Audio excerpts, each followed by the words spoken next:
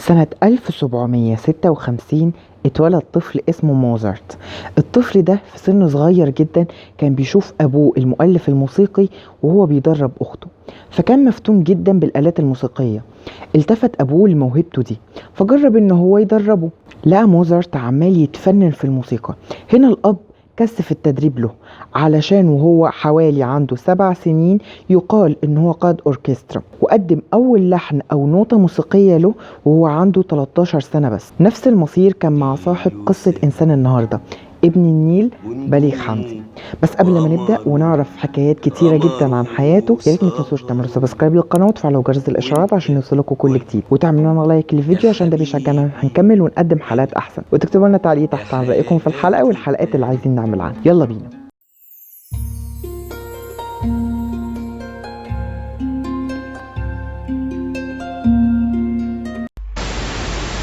احتراف الغنى صعب بالنسبة لي. ممكن مزاجي يكون وحش فما اعرفش اغني، ودي مسألة مش مرتبطة بي أنا شخصيا. سنة 1931 تحديدا 7 أكتوبر اتولد طفل اسمه بليغ حمدي لأب كان مدرس للفيزياء في جامعة فؤاد الأول وقتها. والوقت ده كانت السيدة أم كلثوم في عز شبابها وعطائها الفني، وكان الملحنين بتوعها كانوا بيقعدوا مع صاحبهم الدكتور عبد الحميد أبو بليغ حمدي. الطفل لقى شغفه في المجال الموسيقي، والأب شاف اللمحة دي في ابنه. الدكتور عبد الحميد أساسا كان بيعشق الموسيقى، علشان كده هيقرر ان هو لازم يعلم ابنه الموسيقى، وكان بيسمعه دايما الموسيقى الكلاسيكية علشان ينفتح على العالم الموسيقي. ده خلى بليغ حمدي عنده فكرة ان هو يبقى منفتح على كل حاجة في الموسيقى، وعنده شغف ان هو يطوع كل الآلات الموسيقية والاصوات كمان الاوبراليه للموسيقى الشرقيه، زي ما يحصل بعد كده مع عفاف راضي قدام. المهم الاب مات، وكان بليغ في التوجيهيه اللي هي الثانويه في مدرسه شبرا الثانويه. المهم لما جه علشان يختار مجال دراسته الجامعيه، امه رفضت ان هو يبقى مزيكاتي، علشان كده هيخش كليه الحقوق جامعه فؤاد الاول، وفي نفس ذات الوقت هيتقبل كمغني في اكاديميه الموسيقى في جامعه فؤاد الاول اللي هي دلوقتي المعهد العالي للموسيقى العربيه. بعد كده علشان يكون ملحن مشهور ويكون ليه مكانة لازم ان هو يكون مسجل في الإذاعة المصرية. المهم هيسجل شوية أغاني بصوته، وغير كده كمان هيسجل كملحن مع زميلته وصاحبته اللي هي فايدة كامل. لما تسمع لحن أغنية للا ولحن أغنية التانية لفاتني ليه، كده يكون اتسجل ملحن في الإذاعة. ومش بس كده كمان، لا ده بدأ ان اسمه يتعرف.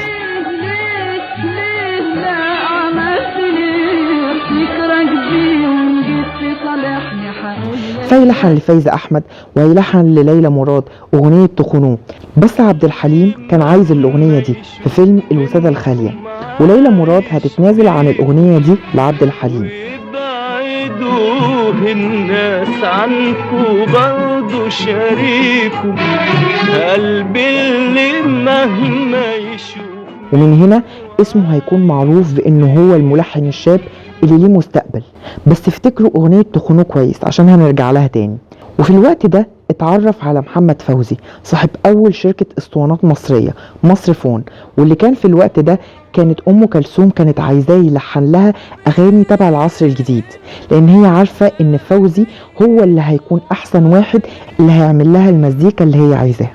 بس فوزي كان شايف إن مستقبل الموسيقى مع الأغاني القصيرة مش الأغاني الطويلة بتاعت أم كلثوم. المهم بقى بطريقة ما هيشوف بليغ حمدي كلمات أغنية حب إيه اللي كانت موجودة عند محمد فوزي وهيلحنها. فوزي لما هيسمع اللحن ده هيعجب بيه جدا، وهيكلم أم كلثوم ويتفقوا إن هو هيوريها شاب هيلحن أغنية جديدة، بس هم يكونوا متفقين إن هو ما يعرفش أي حاجة عن الاتفاق ده. وفعلا هيروح بليغ حمدي وهو مش عارف إن أم كلثوم المفروض جاية في اليوم ده علشان تسمعه، وهو هيكون معاه العود وهيدندن وهو قاعد على الأرض، وأم كلثوم لما هتسمعه هتنزل وتقعد جنبه على الأرض. ودي كانت لقطة ما بتحصلش أبدا، وبكده تكون ده تطبيق للمقولة اللي بتقول اللي بيبتدي كبير هيفضل كبير. قمروا سهروا وانت وانا يا حبيبي انا يا حياتي انا كل. فهيلحن لأم كلثوم مش بس الحب ايه، لا ده سيرة الحب ألف ليلة وليلة وفات الميعاد وأغنيات كتيرة جدا. وآخر أغنية لأم كلثوم اللي هي حكم علينا الهوى هو اللي هيكون ملحنها. بجانب أم كلثوم هو كان بيلحن لعبد الحليم حافظ بالشكل الجديد الأغاني اللي واخدة الطابع الشعبي زي سواح وتوبة وغيرهم، وهكذا مع شادية في أغنية يا أسمراني اللون. بس بليغ حمدي كان شايف إن أحسن حد يقدم الأغاني اللي بالطابع الشعبي ده هو صوت محمد رشدي، لأن هو كان بيشوف في صوت محمد رشدي الصوت الشعبي الفلاح، يعني هو الناس اللي متعودة على الطابع ده مع الصوت ده.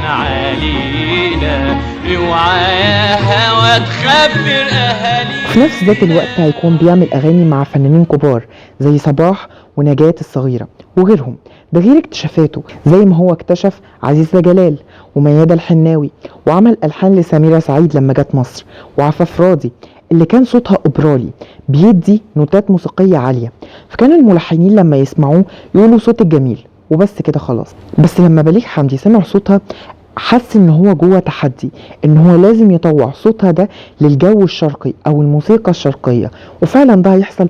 المهم بقى اذا بالصدفة تترمي اسطوانة عنده لبنت اسمها وردة، يعجب بصوتها جدا ويسمع كام اسطوانة كمان ليها، ويعرف ان البنت دي جاية على مصر، يروح يشوفها.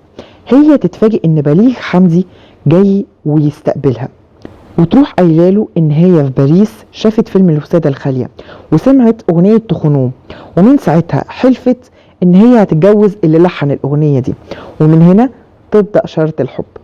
بس في مشكلة ان هو لما راح يتقدم لاهلها، اهلها رفضوه لان هم مش عايزين حد من الوسط الفني، ويسافروا بيها على الجزائر تاني وتتجوز من هناك. لما يعرف بليغ كده يقفل على نفسه ويفضل يلحن اغاني كتير جدا، ويشوف بنت اسمها امينة يتجوزها، مفيش سنة ويطلقها تقريبا كده والله اعلم. هو ما كانش قادر ان هو ينسى وردة. يتقدم لإشإش اللي هي بنت الموسيقار عبد الوهاب، بس عبد الوهاب برضه يرفضه، لغاية ما تبدأ ترجع تاني وردة للساحة الفنية وتغني وتطلق من جوزها. يلحن لها بقى هو أغنية العيون السود، تعجب جدا بالأغنية دي وتيجي على مصر وتغنيها، ويتجوزوا في بيت نجوى فؤاد.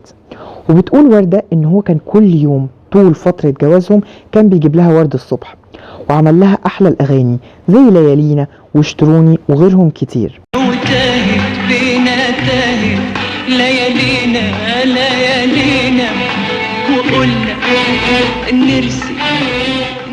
بس الطابع بليغ حمدي الشخصي أساسا هو كان مش منظم شوية، وحاجات كتيرة خلت وردة تطلب الطلاق وفعلا تتطلق. بس بعد كده تحصل حادثة سميرة مليان اللي هي رمت نفسها من شباك بيت بليغ حمدي، وتم اتهامه بان هو اللي عمل كده فيها. وفي نفس ذات الوقت كان عنده مرض في الكبد، فيسافر على فرنسا علشان بيتعالج، وهناك يتقاله ان هو محكوم عليه بتهمة ان هو قتل سميرة مليان. حس بالوجع الشديد لان هو مش قادر ان هو يرجع مصر، لانه لو رجع هيتسجن، ده غير المرض اللي هو كان فيه. زاد الاكتئاب عنده، وكتب يائسا بعد 5 سنين في غربته هناك في فرنسا رسائل لناس ممكن ان هي تساعده ان هو يرجع تاني لمصر. وكتب ولحن على طول اغنية بودعك علشان تغنيها صوته اللي هي وردة، لان هو كان بيعتبر وردة الصوت الحقيقي لبليغ حمدي.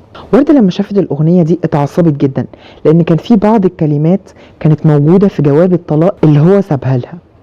بس لما عرفت ان هو مريض وشافت كلمات الرسائل اللي هو كان كاتبها زعلت جدا، وطلبت ان هي تروح لفايدة كامل اللي هي كانت ساعتها كانت مرات وزير الداخلية في مصر وتقول لها على الموضوع. فايدة كامل برضو تعاطفت مع بليغ حمدي وقررت ان هي تعرض الموضوع على جوزها، فيقول لوردة ان هو يرجع وما يقلقش وهياخد براءة. بودعك وبودع الدنيا معك وبودع الدنيا.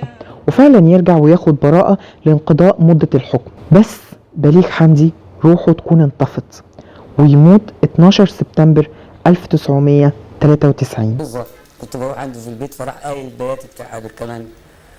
طبعا كسفت جدا ومبقتش عارف اعمل ايه، فقلت تعالى جنبي هنا تعالى. فقمت اوتوماتيك كده من غير ما اعرف ايه اللي بعمله، لقيت نفسي قاعد جنبها. لو لاحظنا في كل الفنانين الكبار هنلاقي الأغنية اللي معلقة معانا، زي مثلا مع صباح يا نيانا، أو أغنية زي العسل، أو أم كلثوم سيرة الحب، أو حب إيه، أو ألف ليلة وليلة، وهكذا مع عبد الحليم، سواح والتوبة وغيرهم كتير. هنلاقي اللي لحنهم هو بليغ حمدي. بليغ حمدي كان زي موزارت، عبقرية موسيقية مفيش قبلها ولا في بعدها، علشان يكون تاني مجدد في الموسيقى العربية بعد سيد درويش، بس يموت زي ما مات موزارت في ظروف صعبة بعد ما تنطفي روحه. وبس، خلصت قصة إنسان النهاردة. يا ريت ما تنسوش تعملوا سبسكرايب للقناة وتفعلوا جرس الإشعارات عشان يوصلكوا الحلقات الجديدة. مع السلامة. ده الهوى منه الهوى منه الهوى